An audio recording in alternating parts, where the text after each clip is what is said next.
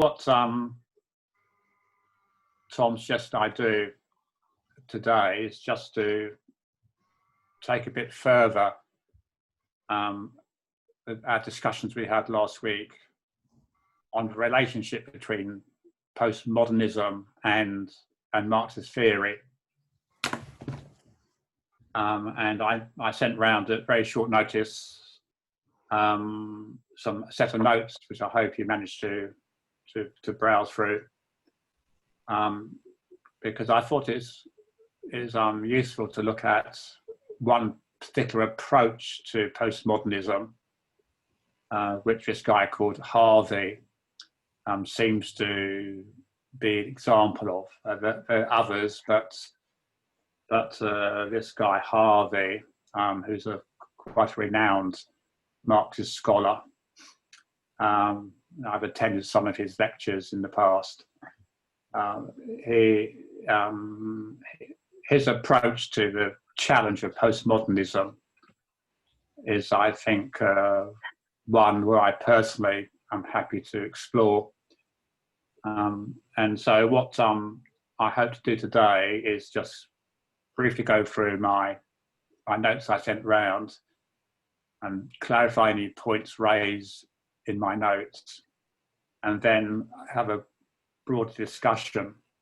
And what I would particularly like to discuss, if people are agreeable, is, having done that, I'm very interested in the notion of spaces. And Harvey, as you know, talks about spaces in the accumulation process. So social spaces, who control social spaces, symbolic social spaces, real social spaces, I think is a very interesting area for Marxist discussion. Perhaps I'll come on to that a bit later. So I'll spend about 10 minutes, quarter of an hour, just going through the points I've made.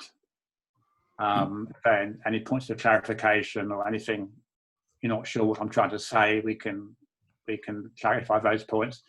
Then have a discussion about all the implications, whether or not Harvey's position is a coherent one, because there have been challenges to this sort of approach. But that's for us to discuss. So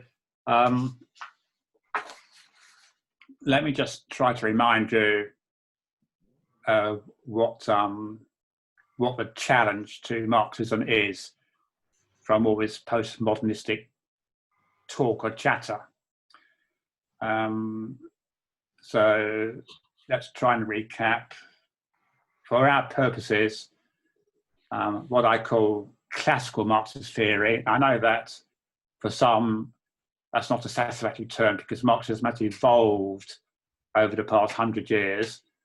But I'm using classical Marxist theory in the sense that Marx first described it in the context of the 19th century.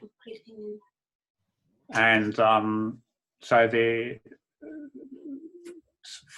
I've marked a bullet point of 3 key aspects of classic Marxist theory,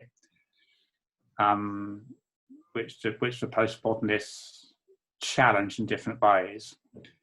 So the first aspect of Marxist theory, which you're all familiar with, I'm sure, is that Marx gives an historical account of reality, what he calls material reality, which, as we know, is located in the economics. It's what he calls the mode of production, whether it's feudalism or whatever, but now we're talking about capitalism, and hence the exploitation of people arising from those modes of production. So we're familiar with the infrastructure, superstructure debates, and what Marx calls the social relations of production, which is where exploitation occurs through extraction of surplus value. I'm sure that's very familiar to you. The other key thing about classical Marxist theory is that it makes the working class proletariat the centre this centre subject with an emancipatory, revolutionary aspirations attached to that proletariat, based upon a collective class consciousness arising out of their exploitation by capitalists. So that's all very familiar. The working class, the consciousness of the working class becomes a grave digger of the capitalist society, as Marx says in the Communist Manifesto, based upon class consciousness and their revolutionary potential. And above all, point number 3 is Marx is also then about a theory of redistribution of wealth. So this is why it's called objective material reality. It's about how the wealth of the world can be taken back and given back to the workers who create wealth.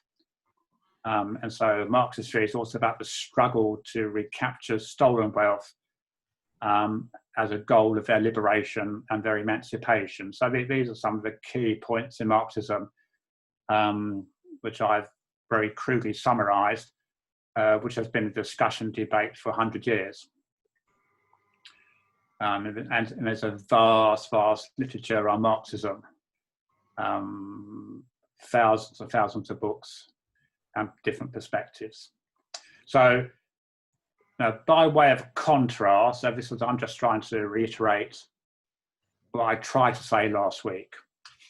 Postmodernist theories, the range of theories, because there are many different types, but we're trying to summarize postmodernist theory. Postmodernist theory denies there's an historical material reality. So it decenters from Marx's perspective. And one important thing is that it therefore relocates the political subject, in our case, the proletariat, away from them.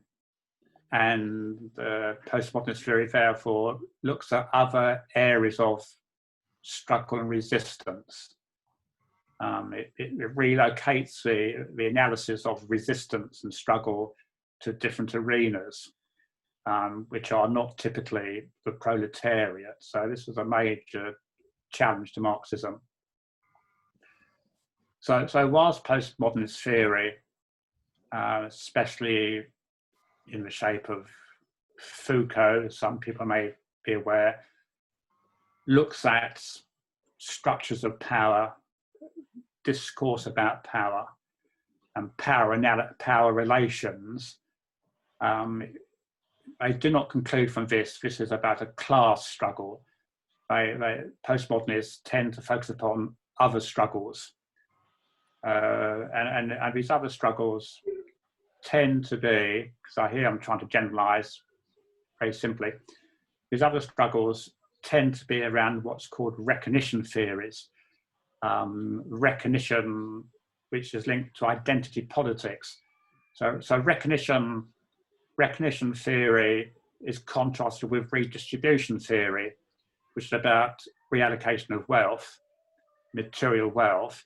Recognition theory is more about a self-consciousness of one's status and value in the world. So hence we get linked to postmodernism, a lot of discussion around identity, whether it's Black identity, gender, sexual preference, disability, transgender, come on to that later on.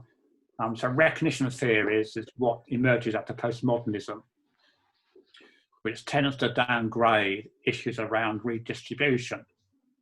And so one of the criticisms of postmodernism from a Marxist point of view is that it fails to recognize the centrality of the distribution of wealth in its analysis of what's wrong with the world.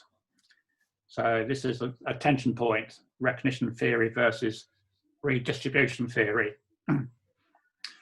And one of the other consequences of this approach is that through identity politics, for recognition theories, you tend to get particular perspectives, a tendency to see each perspective as standalone on its own, and no attempt to see a common underlying cause to everyone's struggles. So quite clearly, on this basis, postmodernist theory sits unhappily with Marxist theory, and there are two big fights going on between these two ways of seeing the world. And Marxists of all shapes and sizes, different eras, have tried to respond to these challenges in different ways.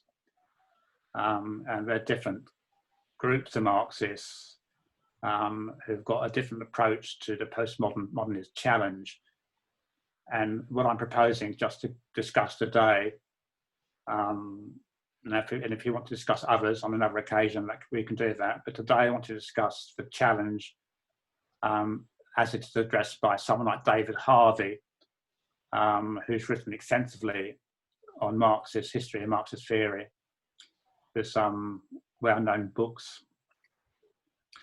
So Harvey can be called, for want of a better term, a Marxist, but also a postmodernist. In other words, he's a Marxist who recognises that today, at least, there are some aspects of postmodernist theory, especially in relation to cultural consciousness, around recognition and identity, which is valid, which can't be denied.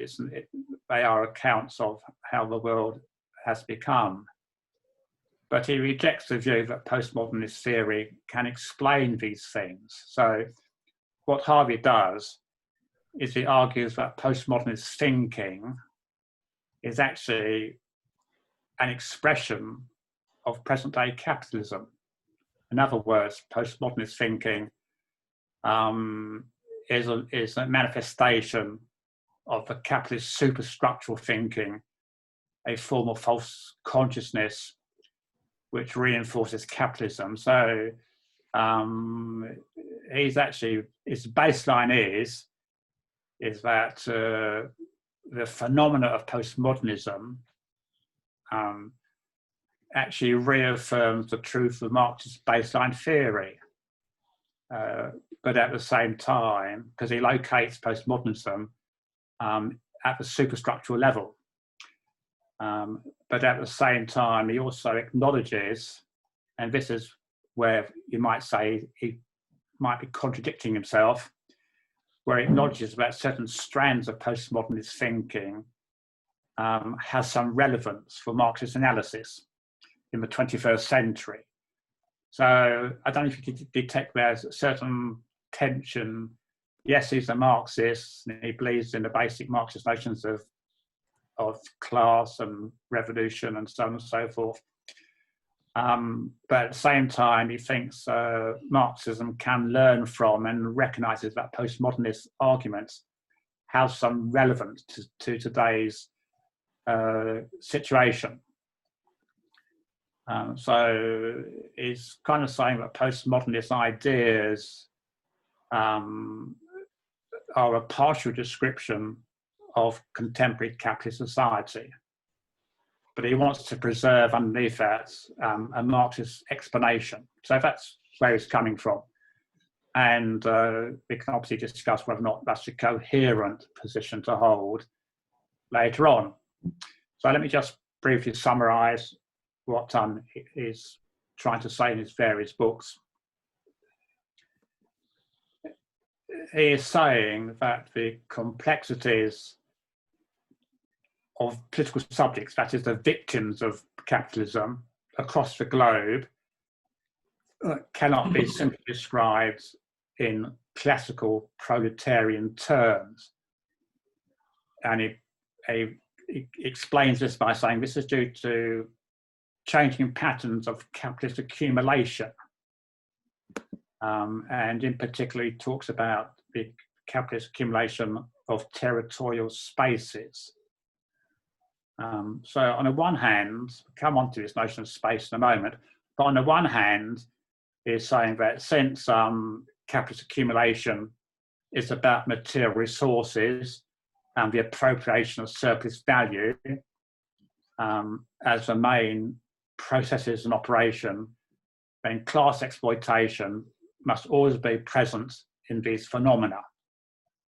You can't get away from class exploitation, and therefore at least a version of the proletariat is emerging as a kind of class consciousness in different parts of the world. So it hangs on to this notion that underneath all this, there is a class phenomena in operation.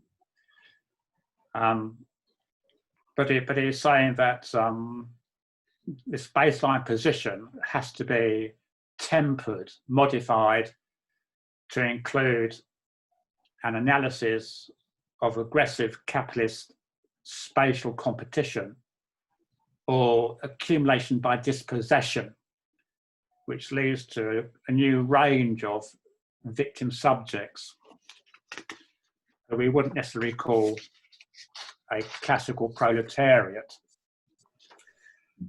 And I think what he's very strong on, and we discuss this in this group on different occasions and different contexts, and especially when we've been looking at India, for example, we've come across this phenomena.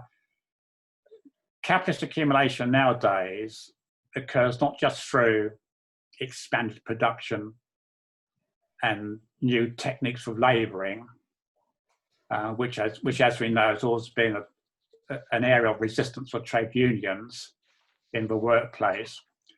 But capitalist accumulation, the compulsion to accumulate, which is a part of the laws of capitalism, need to accumulate and make profits. This capitalist accumulation drive is now not just about the factory floor, as in the good old days.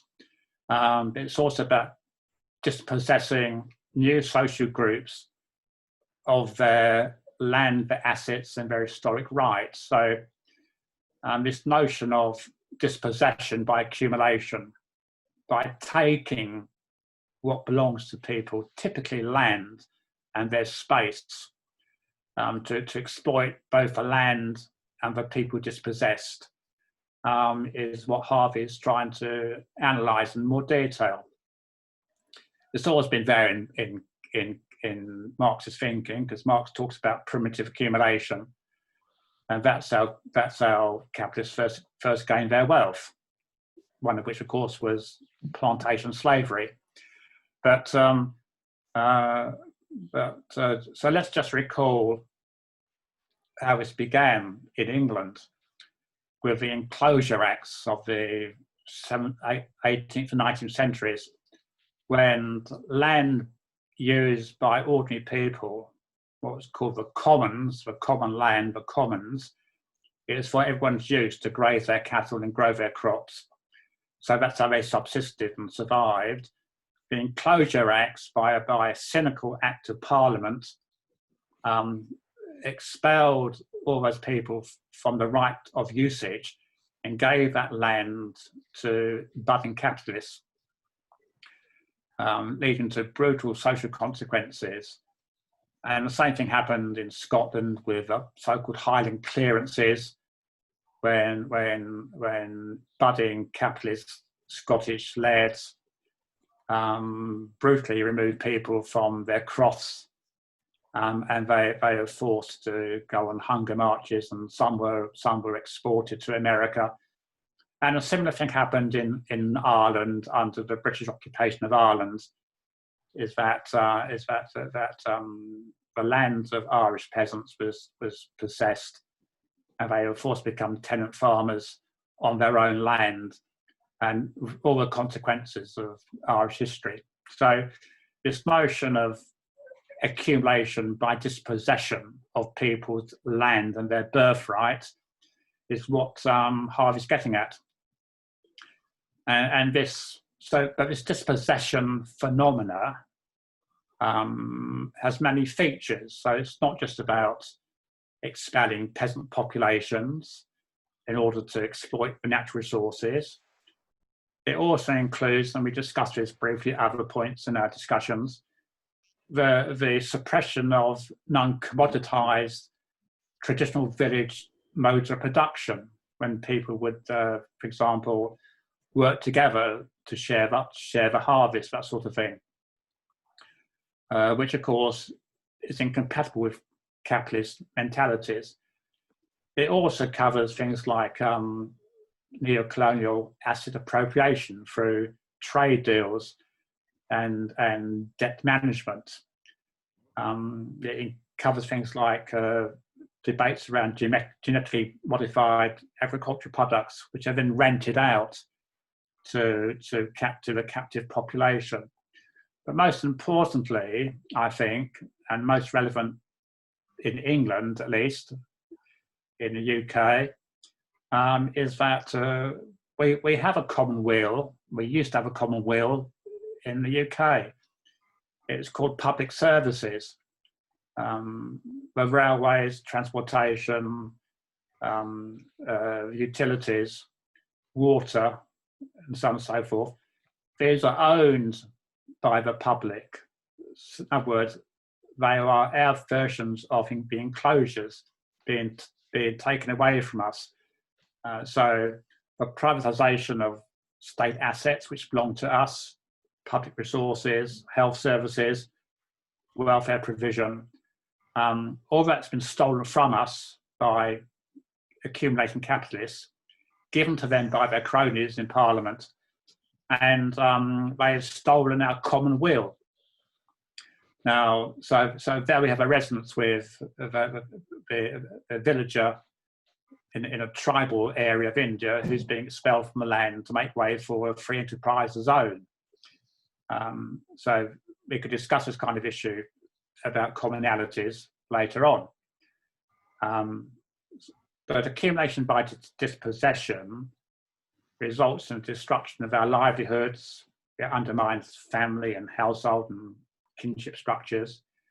It subordinates ethnic groups, even nations and states. Now, Harvey's key point here is that given this range of accumulation by dispossession that generates different types of collective identities based upon particular experiences of being dispossessed. And this is where, therefore, Harvey tries to manage a Marxist perspective. But does he? We can have that discussion. The resulting opposition movements to accumulation by dispossession vary enormously in their composition, in their outlook, in their aims, and they're not very often worker-based movements. Often doesn't involve trade unions. They eschew traditional forms of labour organisation, and they generate a variety of very different sorts of collectivities. So, and this has a couple of important features, I think. One is that these collectivities, which are in response to accumulation by dispossession, can take one of two forms. One form is, I call the leftist tendency, is where you do get coalitions of victims who protest together to protect their spaces. So you could argue that if in Black Lives Matters, you can argue that taking back the symbolic public spaces occupied by statues commemorating slavery, reclaiming the symbolic public space they occupy, is an example of Harvey's collective movements which aren't trade union based or aren't as a proletariat as such. They are a coalition of people are trying to take back, they're struggling, they're fighting back around public spaces. And tenant strikes, occupation of buildings. You know, some people were present at the occupation of that building in Shenston, where some activists, some of their colleagues, occupied the roof of that building to reclaim back that symbolic space, to take it back. So this notion of symbolic space being a centre of fight, because I think is an important feature of postmodernism we need to accommodate into Marxism. I'll come back about public space a bit. But of course, in some aspects of public space, you can get very reactionary right-wing versions. So in response to neocolonialism, in response to cosmopolitanism, in response to global capitalism, you get these right-wing movements emerging to reclaim back space taken from them. So the anti-immigration movement can be seen as an attempt by certain sections of the community who see their own public spaces being taken away from them by foreigners, and they then start to fight back to reclaim that space and expel the foreigners. So this discussion about ownership of and challenging public space emerges from Harvey's analysis, and to which we, I suppose, are indebted to the postmodernist way of thinking. So the public space debate, which is at the heart of accumulation by dispossession, permeates a lot of current political activity, and it can be right wing, it can be left wing. Who knows? We can discuss that and debate it. So, just to finish then, Harvey tries to accommodate postmodernism and different types of struggle, which seem to be a fact of our reality, which are happening. And he links this to a reinvented version of capitalism called dispossession capitalism, accumulation by dispossession, the theft of public spaces in different forms and shapes. And he's saying that there's a variety of responses to this theft of spaces, which support and sustain all types of movements, some reactionary, some radical and liberational. So I'll stop there, so we can perhaps, so I suggest we have some points for clarification on what I've said, or what I've not said clearly enough. And then we perhaps can have a discussion about some of the implications, especially around public spaces, because public spaces, don't forget that bear in mind what we mean here by public spaces. For example, think of the Jim Crow laws in the United States, where there's a fight over public spaces. Black people were expelled from public spaces for discrimination and apartheid, as in South Africa. And so the fight back, the struggle, was to try and reclaim these public spaces so that Black people had access to public spaces like restaurants and bus stations and schools and that sort of thing.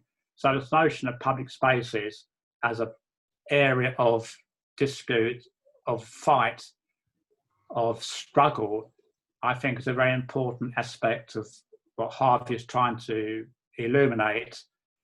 And there's certainly there, as you might surmise, there is a postmodernist dimension to that. The notion of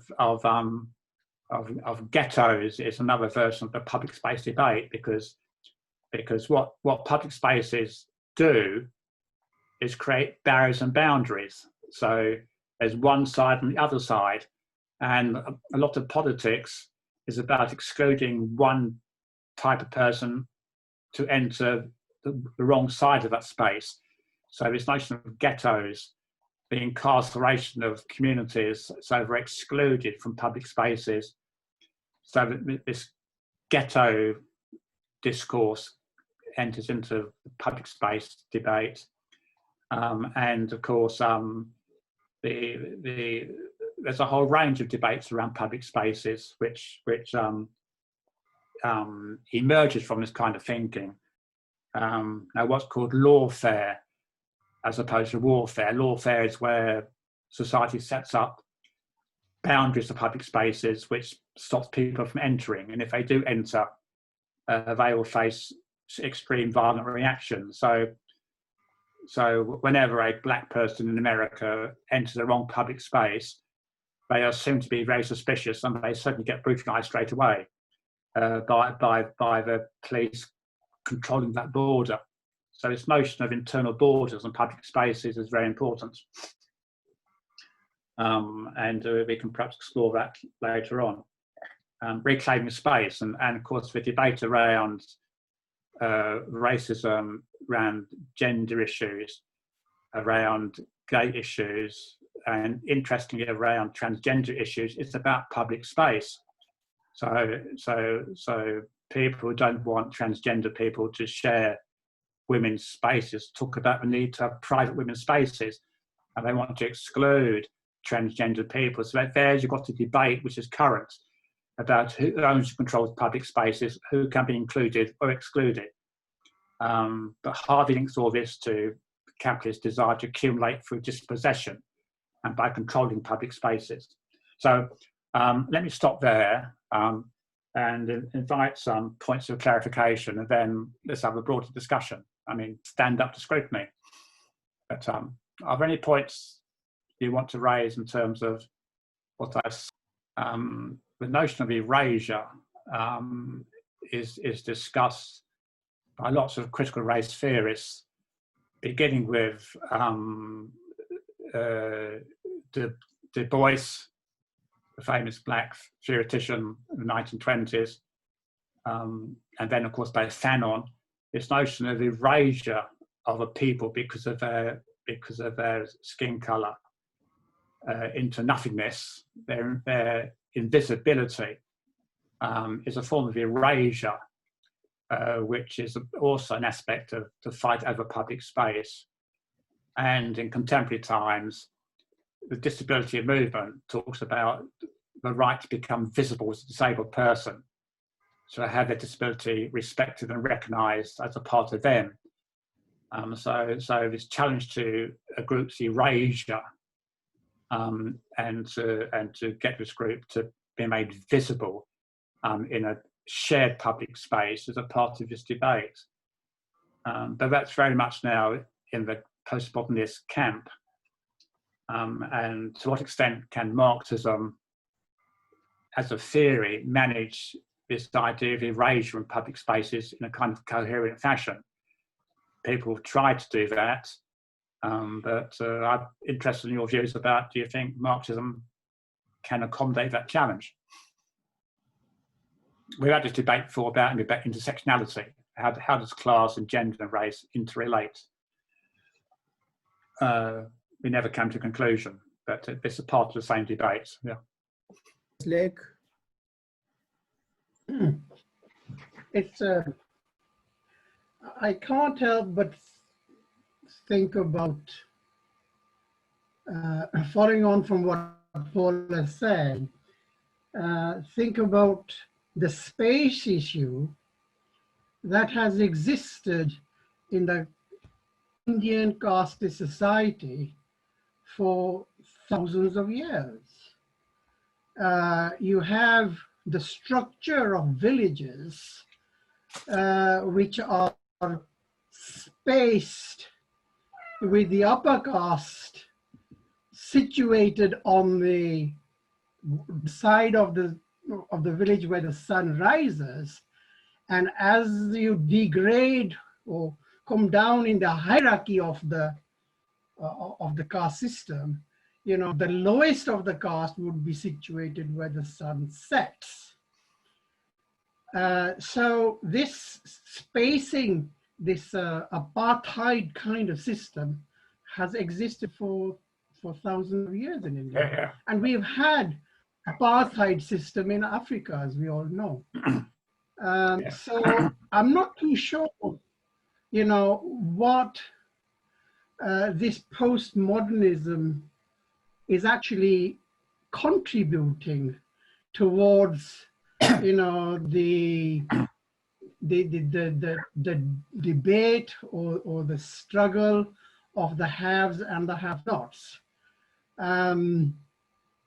So you know, the space issue has always been there, and I do take your point about tribals being dissipated, but that, and I don't really see. I think these are all part, you know, what I see society to have so many contradictions where, you know, the positives and negatives, and there's always going to be a fight, and not necessarily be viewed from a class angle too. Although ultimately, if you're going to change the society for the better, all these contradictions that exist around the world would have to be viewed from a class point of view. So that's about what I want to say at the moment. Yeah, yeah. That's a part of the whole debate, isn't it? You know, it's quite true, obviously, that spatial divisions, whether it's a caste system or jati system or the feudal system, different areas of the world have got different types of spatial divisions. That's been true ever since humankind started to produce things, you know, at the advent of private property. The issue is, to what extent has Marxism historically given this issue of space its due relevance in analysing what's going on. So it's always been implicit in Marxism, but he doesn't really talk about space as such. I mean, they obviously allude to the issues around space, spatial competition, as it's called. So the question is, can Marxism today give a coherent account and strategy for dealing with manifestations of spatial struggle? For example, what is a Marxist viewpoint on the transgender issue? I don't see in the transgender issue an underlying, maybe I don't know enough about it, an underlying economic issue. Just that some people, given the label of masculine at birth, want to speak and behave like a woman. I see there no class issue as such. There might be one, but I can't see it obviously so. How does Marxism address the transgender debate? What's the Marxist view on the right of women to have private spaces for themselves to exclude transgendered people? I don't think Marxism has an answer for that sort of thing. I may be wrong, so I'd be especially interested to hear other people's point of view, especially women's point of view on this. Can you generate a Marxist type analysis of transgender, and if so, what is the solution? I'm not best placed to give that kind of argument because I'm not transgender and I'm not a woman. So other people.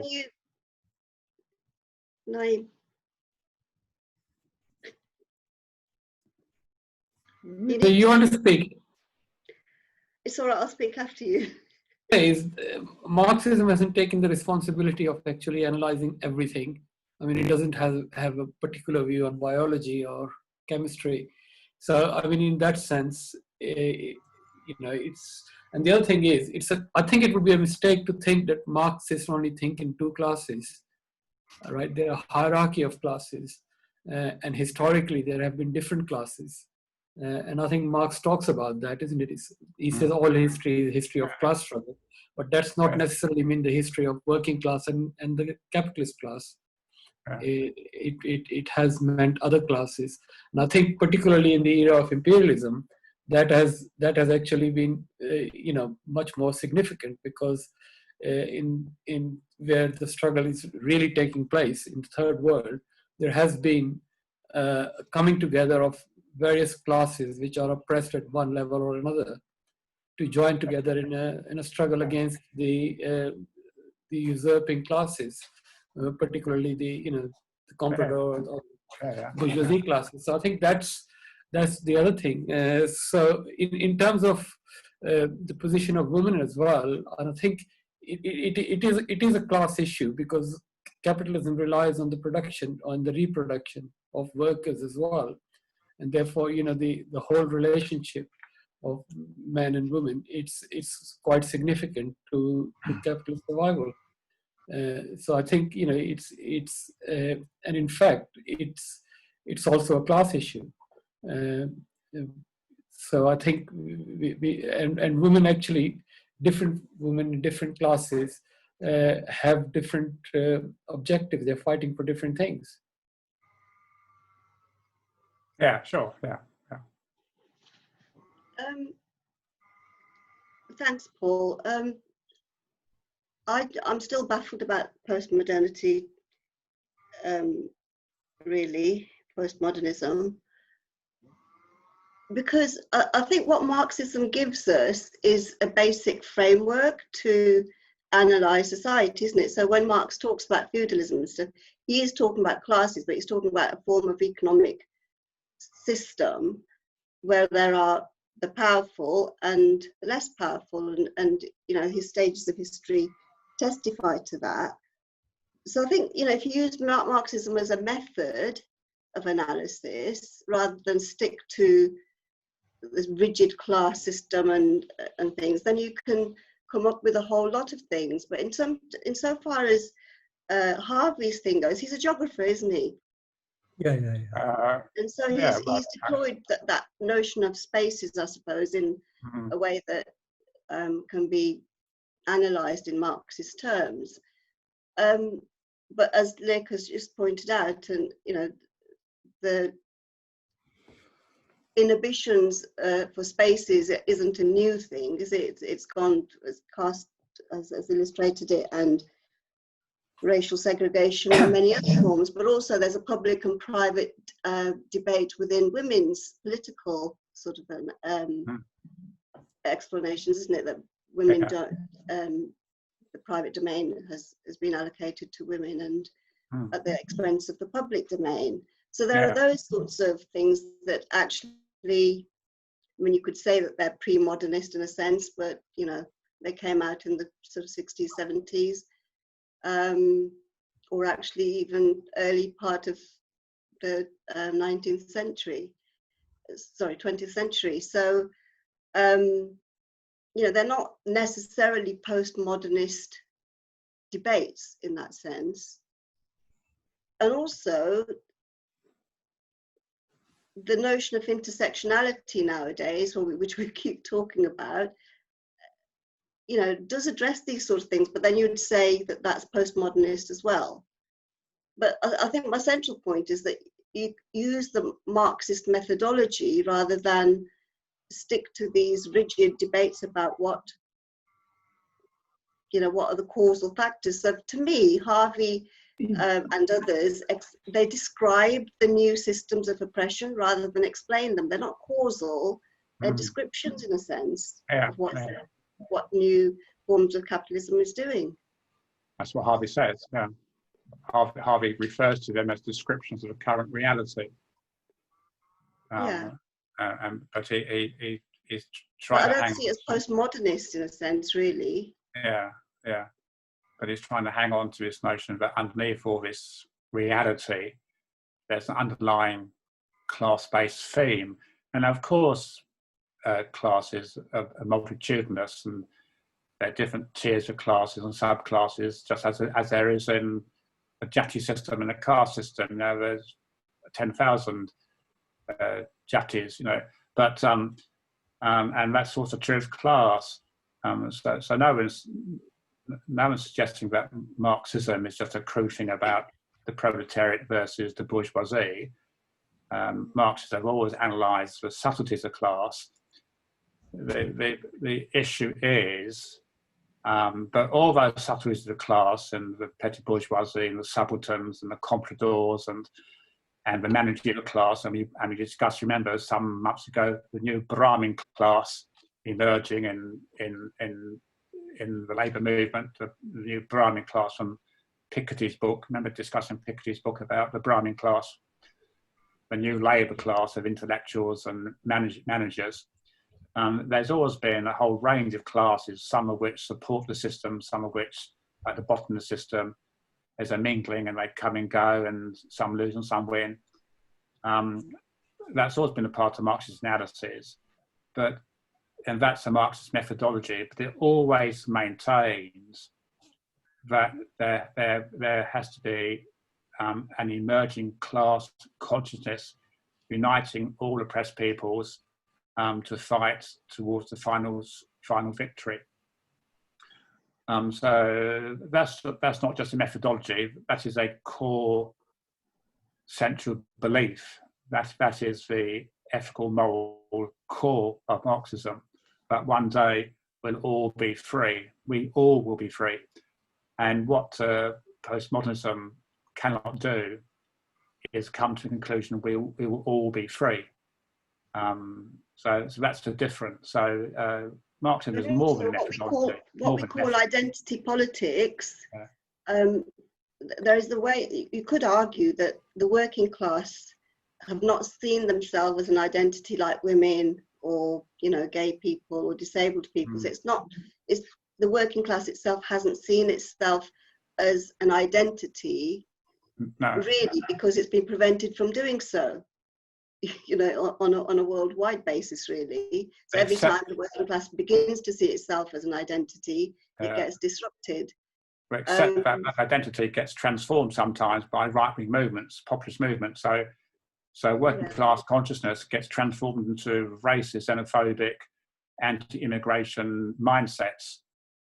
So this notion of identity is a critical category of analysis. It explains a lot about populist movements in Europe, for example, and in the United States, with the election of Trump. This notion of identity reconfigured as a kind of distorted class consciousness as a part of a capitalist mode of operation.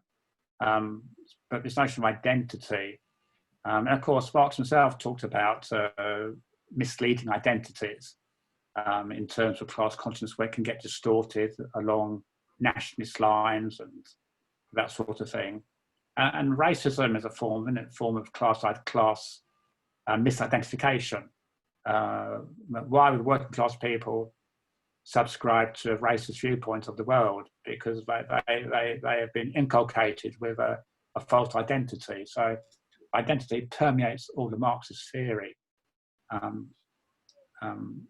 The point is, therefore, can Marxist concepts, is a Marxist mission sufficiently robust to accommodate what's happening now? That's the question. And I still haven't heard a response yet about transgender. There's always an economic element to any of these identity politics, isn't it?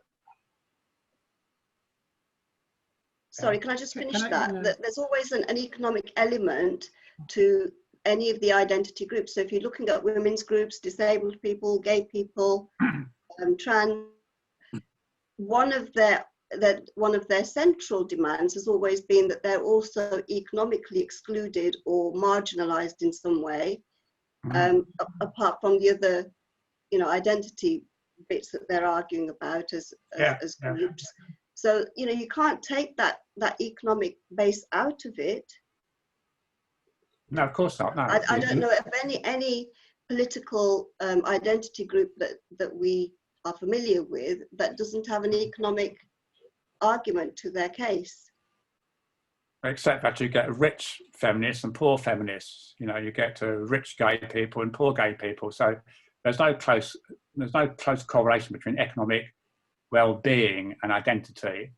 You get very rich black capitalists who identify with Black Lives Matter. The correlation between identity and economic well-being, or its absence of well-being, is a complex one. It's not straightforward, I don't think. And that's one of the problems about intersectionality. You know, as I said before, you argue that with class. Yeah, you I don't you think get it's very equal. rich people who fight for working class people and things, don't you? Yeah. So it's complex. So I think it's very easy to say that there's always an economic dimension in the background. I'm sure that is true, but it's not as simple as that. I don't think it's much more complex. And this is a complexity which postmodernism at least describes.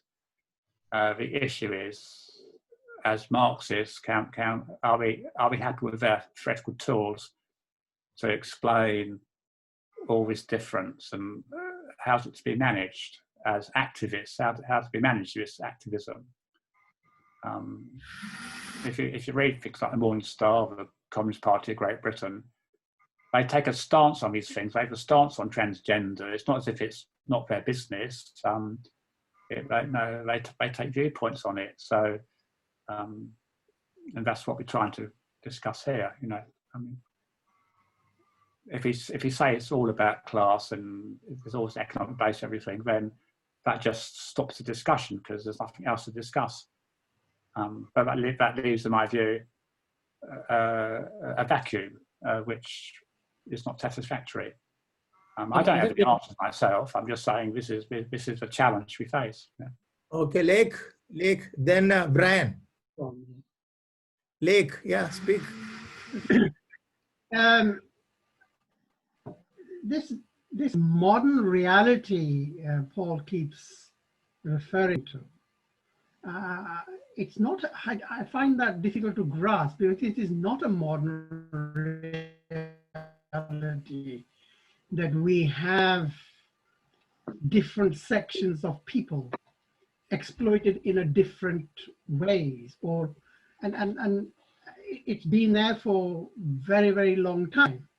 And I think what we should be talking about is not about class, although that's going to be the driving engine for any change in the future society, but to analyze the different sections we have to put them into this broader category of oppressed and the oppressor, right? And when you talk in that terms, that actually encompasses a whole manner of divisions that exist. Now, I have a problem with identity politics, if that is indeed the essence of postmodernism. That identity politics is actually a very negative thing, in the sense that it will divide. It will talk in terms of, for example, the gays and you know, and isolate them into their own area. It will talk in terms of the Harijans and isolate them into their own area. Or it will talk in terms of the women and it will isolate them into their own area. And I think what we need to be talking about is recognizing the fact that within this oppression amongst all these different sections of societies, that there is a commonality. And the commonality is there is somebody above all this that is actually benefiting from this oppression that we collectively face. I think that's the way to look at the whole thing. And because it is what is happening in India, I'm sorry to keep referring to India, is that this identity politics is actually being milked by the Hindutva, Brahmanical forces and the capitalist forces and the corporations over there.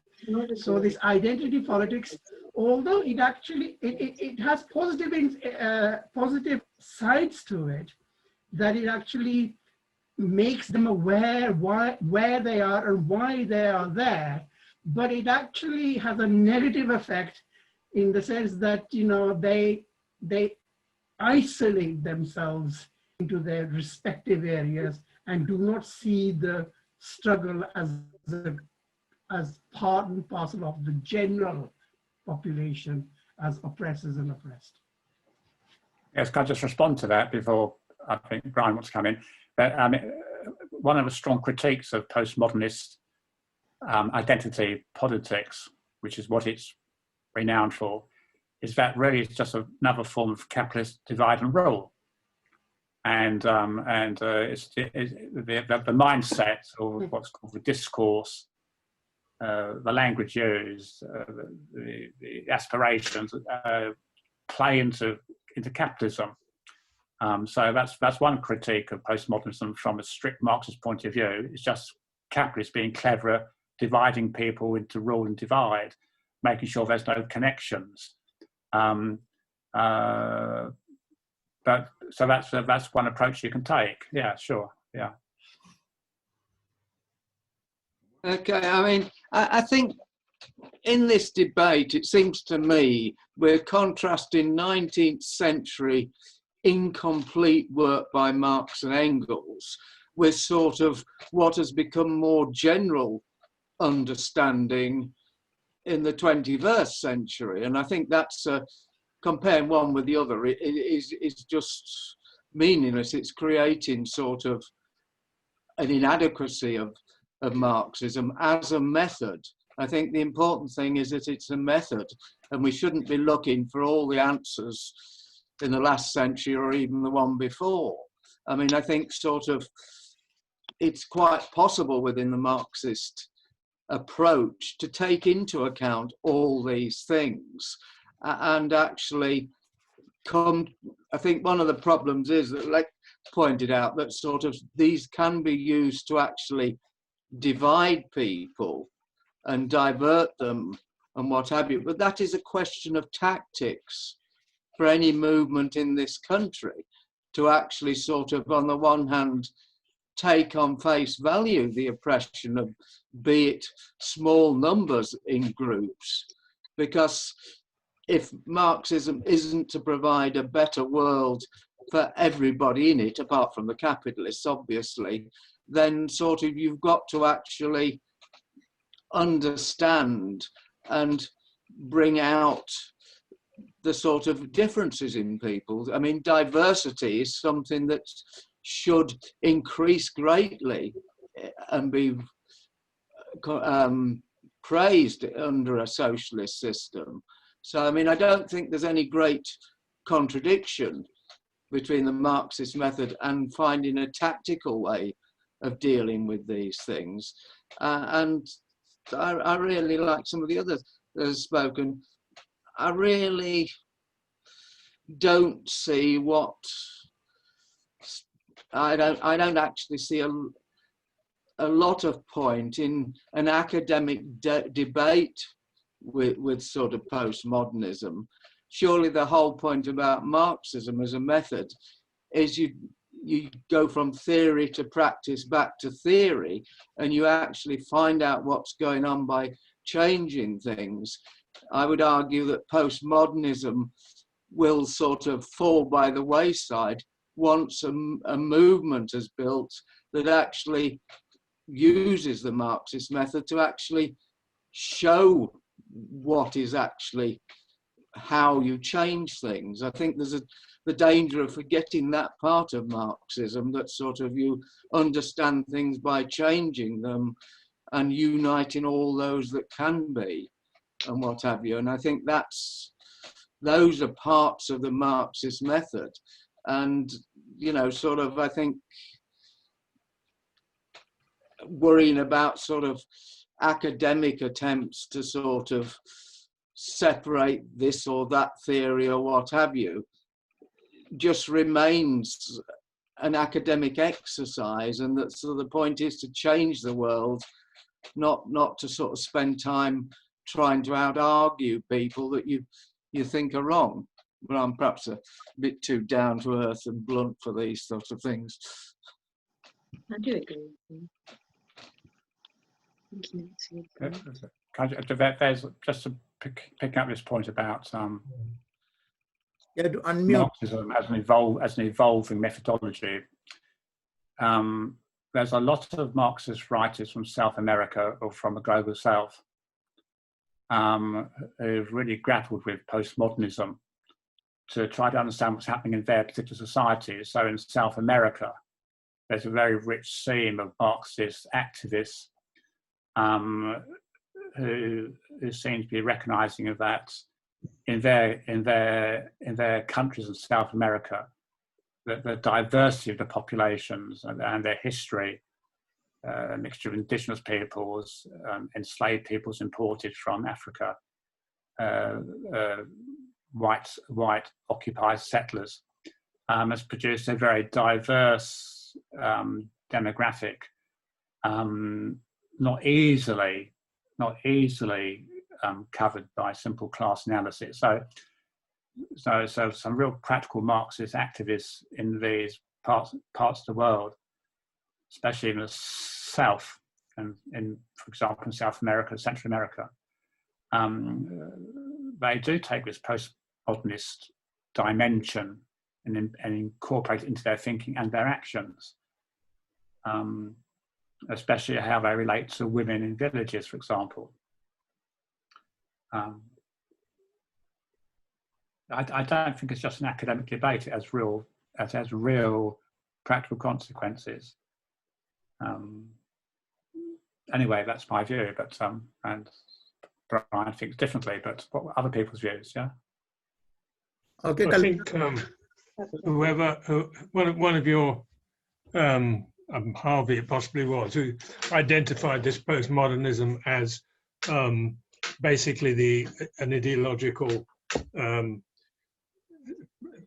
system put forward by neo-capitalism itself. That seems to me to be very appropriate, without having read all that much of it. But the way it just comes through from the small amounts that we've read and talked about, that seems to be a very appropriate description of it. It is actually a diversion created by the ideologists of the capitalist class to divert people into a totally meaningless struggle. I think I agree with what generally been said. I mean, where there's oppression, there's resistance. There's oppression of all different kinds going on all over the world. The dynamic of the class struggle has changed. You can no longer say that what Marx saw as principally the working class within the advanced capitalist countries being able to represent everything that was positive and overthrow the capitalist class, is long gone. But that doesn't mean that that capitalist class, based on what Marx analyzed, surplus value and exploitation, that doesn't mean that that class hasn't remained and in fact become even more strongly the dominant force in the world, oppressing people. And the general overthrow of that class in the end will be the only way for emancipation. But all those different struggles that are going on don't necessarily have to reflect anything to do with that, except that, I think as Lex said in the last analysis, that they have to be, it's that class which is benefiting from all those oppressions. That's the way I see things, and these postmodernist academics, I think generally speaking, that are seeing those struggles, trying to isolate them and regard them as not having an overall, that they're not being an overall pattern by which the fight against oppression can eventually destroy the main enemy in the world. I mean, it's interesting to see what they're saying, but generally speaking, I don't think any of those postmodernist theories have anything to contribute to the struggle, and in many ways, I think they possibly are a product of the neoliberal, capitalist, imperialist ideology. Yes, Kalpana, and then So, Lake. yeah, I'm going to thank you, Paul, for circulating your notes and the article. I tried to struggle through. I'm not academic and not sociologist, so I didn't send the article, Tom did. Thank you, Tom, because but it gave me it was a nice article in the sense it sort of gave the structure, the 4 ways of looking at postmodernism, which I like, but I'm trying to sort of come to terms with the various academic theories in that. I think what I wanted to say was that this sort of the current hour discussion about very strict Marxist way of looking at things, in a way alienates, say, the 70s thing. Why did women had to organize autonomously? Why did gay people had to organize autonomously and things? Because Marxist organizations or the leftist organizations had this sort of strict analysis in a class sense and could not incorporate all these people who were oppressed.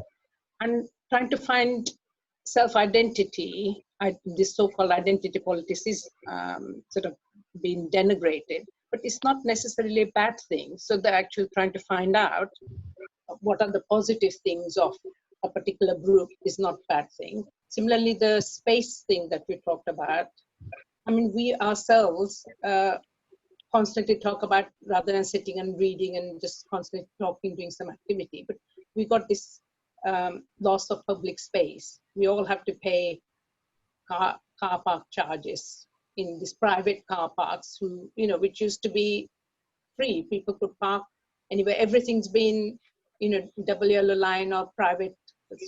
This is day-to-day things, living experiences for everybody. All our leisure centres and things have been sold off. That used to belong in Birmingham to councils. So there was a fight by all different classes against it. So it's a way of organising fight against. So claim like in the 80s, women did claiming the night against violence against women and sex workers and things. It's the same sort of thing, claiming the spaces and things. So bringing these sort of struggles together is not necessarily a negative thing at all. I think all that is very positive. In a way, I think the fact that Marxists haven't developed an analysis to incorporate this into some kind of alliance is the problem, I would say. And I think in that paper that you circulated, there's sort of one group, can't work out the terminology, but there's a group that sort of says there is something to be said about postmodernism that could be incorporated into Marxist analysis. And I think that needs to be developed a bit further, I would have thought. Yeah. The other thing is, yes, I mean, imperialists, neoliberals, global capitalism, they're all going to exploit every possible means of the community or of the people. They're going to use different methods for different classes, different methods for different processes. So in a way, I think how we analyze our relationship to that, whether we do it as a class analysis or it's been suggested like oppressed, as part of the oppressed, and building alliance on that level is a way of going forward.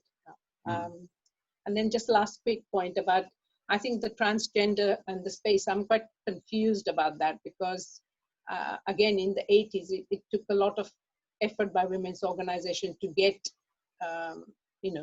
spaces for women, and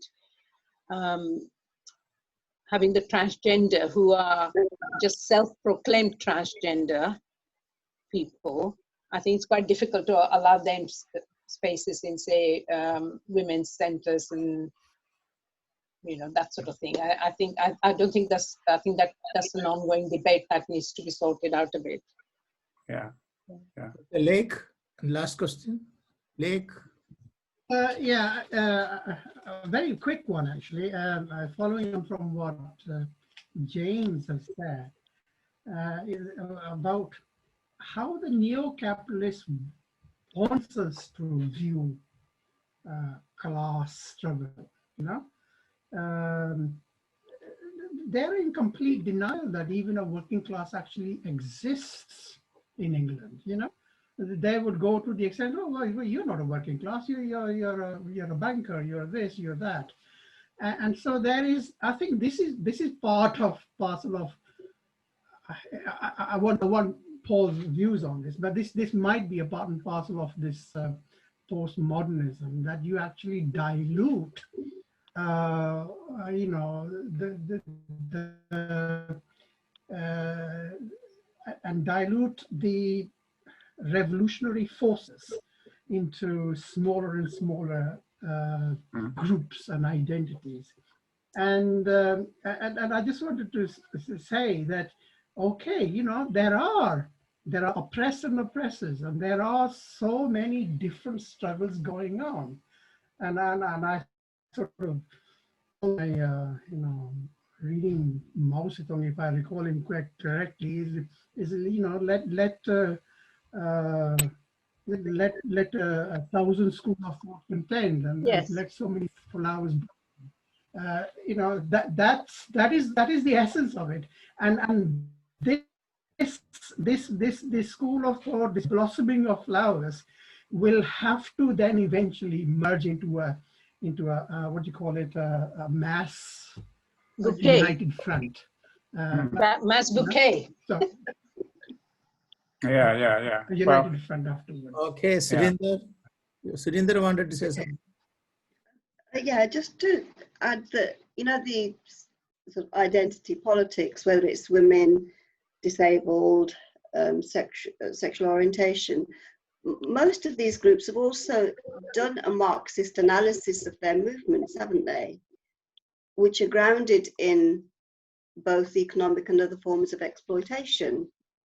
So you know, they're actually borrowing the Marxist methodology themselves. Yeah. That's quite true. Okay, but not every disabled person's a Marxist, you know. So you get diverse interclass coalitions in identity politics.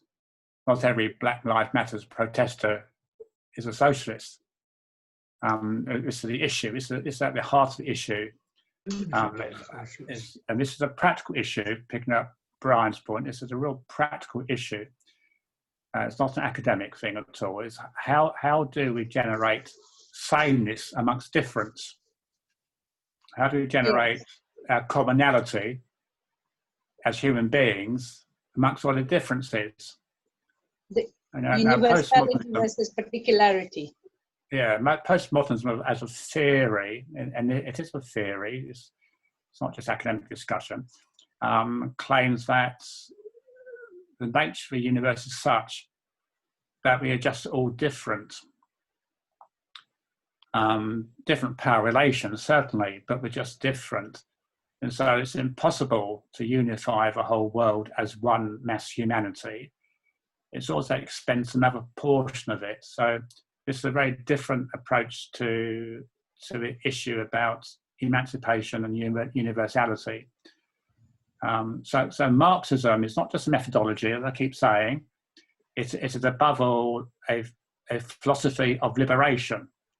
Methodology is how you liberate, but you liberate something. And the philosophy is one of liberation of humankind. And it's recognizing amongst all people, including petty bourgeoisie and the capitalists, we are all human and we're all alienated, and that Marxists work towards the liberation of humankind, which Marx called communist society. In that process, through process of dialectical negation and so on and so forth, our differences get negated, and become synthesized into oneness. So behind our differences, behind every gay person, every disabled person, every transgendered person, every straight white man person, there's a commonality which we share, our humanity, which has been taken away from us. Marxism is about reclaiming our humanity. It's not just a methodology, it's about claiming our humanity. And so the current issue is how to reconcile differences with sameness. How does the objective interest of an Adivasi in India, how does that person's objective interest coincide with my interest? What is our connections, and how do we make the connections? How do we work together? It's not an academic debate. This is real practical politics. In Britain, I think I read somewhere there's something like 250,000 Dalits in the UK. Their experience of a caste system, of a jati system, of kinship systems, which I think you might have been talking about at some point, is that these are real issues. They're not academic issues. So the overarching question is, how do we generate sameness amongst our differences? What is the mechanism for that? Does Marxism give us that mechanism? Yeah. Okay, Naim. Yeah, I think, first of all, scientifically, if the things are different, you cannot make them the same, no matter what you do. So there is, in terms of classes, there are different classes of people. So the peasants are very different to the working class, and the woman's position is different to a man's position. But what you have to do is to create alliances between those, recognizing their differences, recognizing their individual interests and their individual demands. And I think that's where the trick is to actually bring about an alliance. And I think that's what successful Marxists have actually done in the past. And I think Brian was pointing to Mao Zedong, and that's what the struggle in China was all about. So I think, even in this country, the working class has an identity. All right, so you can talk about working class and they say, well, that's identity politics. Okay, and actually, the people like Boris Johnson exploit that, isn't it? They say that our working classes have been decimated by these foreigners coming from abroad. So it's and our job is to bring those two things together. And I think it's not just the Black Lives Matter are not necessarily all socialists. The working class and the trade unionists are not all socialists. Some of them are arch capitalists. So I think those things have to be reconciled, not made them same. We know their interests are different, and I think that's the whole idea of how the corruption of the working class, because of the crumbs. They have been given certain benefits compared to their counterparts in the third world country, and therefore they are willing to go to war. First World War was about that. It was identity politics, fighting wars in Europe. Okay, then thank you very much.